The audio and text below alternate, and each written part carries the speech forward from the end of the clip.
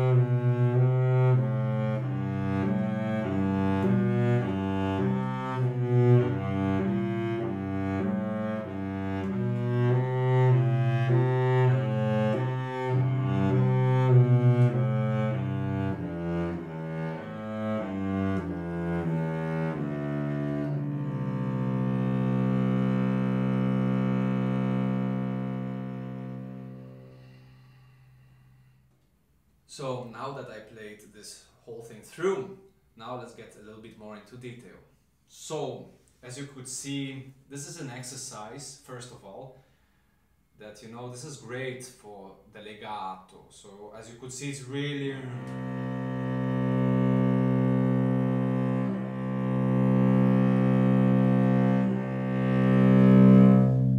See, this is very good exercise for this, to feel this connection between the bowings. See, that's why I said before that don't forget to watch the previous video where I'm explaining that you shouldn't play like this or like that, or don't swim, because this can affect a lot of your sound. So when you play this exercise, so it's very important that you stay on one line, exactly, because if you play like this, I'm gonna play wrong, right? So see.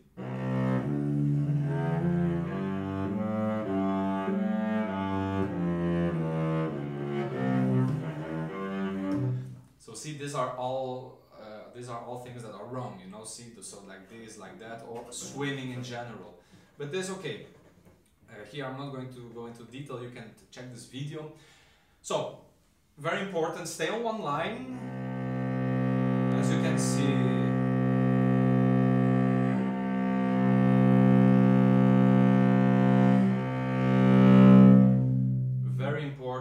for the sound, use the weight of your elbow. So see how it sounds deep and open and free. So if you press, if you press with the fingers like that, it's gonna be it's been coming like that, you see. So it's very important that you open the arm as well. So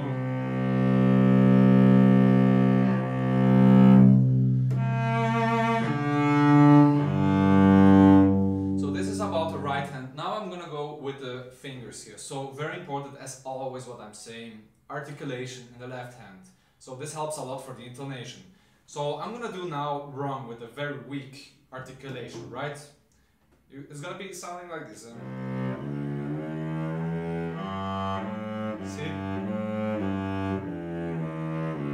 It's not very accurate. You want to really like hammer. You want to hammer with your fingers. So it'd be. So see, intonation already gets better. This is very important. Another thing that I always tell to my students is play this as musical as possible. I know, again, it's an exercise. It's not very exciting, but you can make this exciting. Because if you play...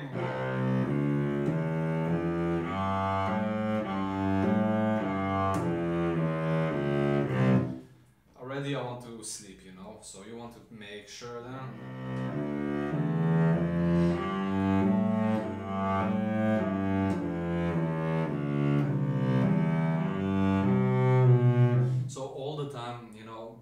Find some directions. Of course, this is not, you know, Dvorak concerto or the big repertoire that automatically you know where to go in the phrasings. But try to do something. Try to find out yourself here. Most important is that you play this beautiful, because if you play beautiful, these things like the technical stuff like Feuillard or scales or arpeggios, then it's gonna be for you easier to play the bigger repertoire, you know, with musicality, and you're not going to focus, you know, on these things. So see, this is important. Next thing that is very important is the bow distribution. This is extremely important. So what means bow distribution? Let me show you a wrong example. An example that it doesn't fit. Check it out, right? I'm gonna play now wrong.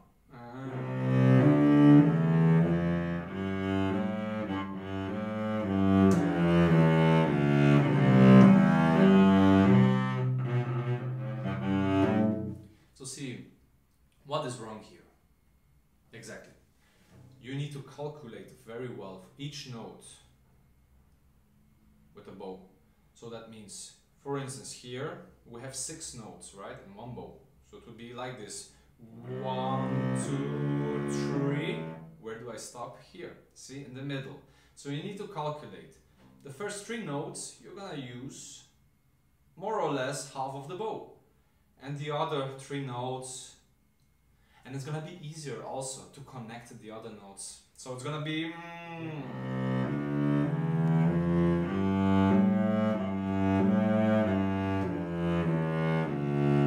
Because if you distribute your bow well, you're gonna have space on your last notes to connect very well. So I'm gonna show you again the wrong version, which is gonna be...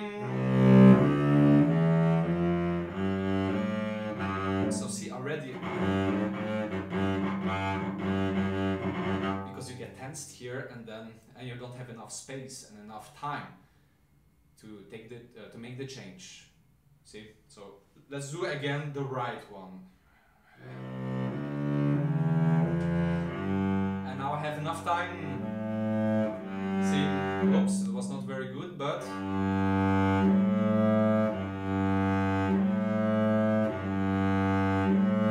so again.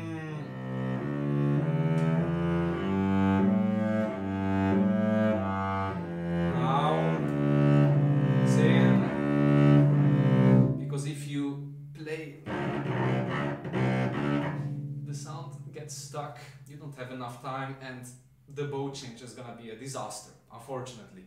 So keep that in mind. Bow distribution is very important. So, and one last thing that I want to tell here about this exercise. Of course, you start without vibrato, and afterwards, so it will be... It's not an easy task, because if you want, as I said, you want to play this music, of course, automatically you want to add vibrato. Wait for it first. Play first without vibrato, then you can add a little vibrato. Just a little bit. Not. Also not. Just a little.